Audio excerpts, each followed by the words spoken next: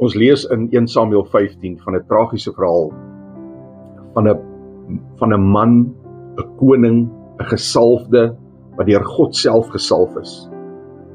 Die reël en die inspraak van God, die riglyn van God is dat as daar 'n oorlog gewen is, as daar geveg gewen is teen 'n spesifieke nasie, dan moes hulle met die heilige bandvloek getref word, wat beteken almal en alles word geneem en moet sterf, al die hulle besittings moet doodgemaak word, al hulle vee, al hulle kleinvee.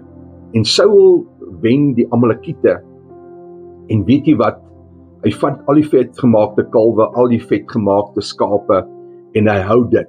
Die Bybel sê, hy het alles gelos wat niemand wil hê nie.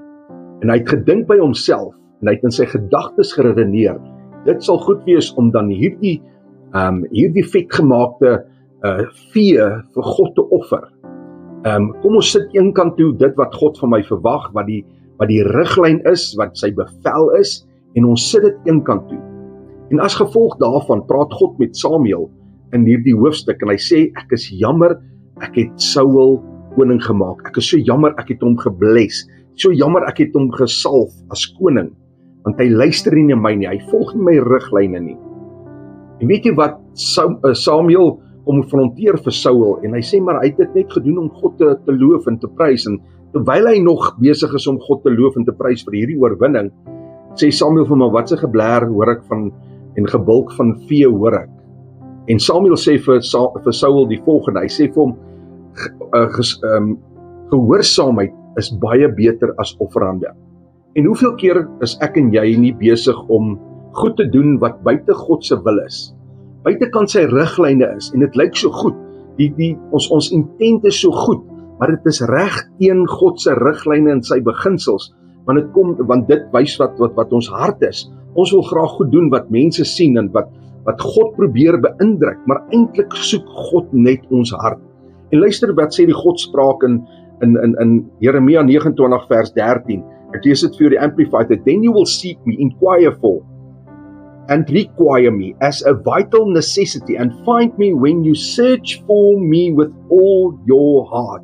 Die message sê so mooi, sê, when you come looking for me with your whole heart, you will find me. Yes, when you get serious about finding me and want it more than anything else, I'll make sure you won't be disappointed, and it's God's decree. I'll turn things around for you. I'll bring you back from all the countries into which I drove you. En kan ek vir jou aanmoedig vanaand, stop om mense te beïndruk, om God te beïndruk. Al wat hom gaan beïndruk is, as jy met 'n rein en skoon en 'n volledige hart, 'n skoongemaakte hart na hom toe kom.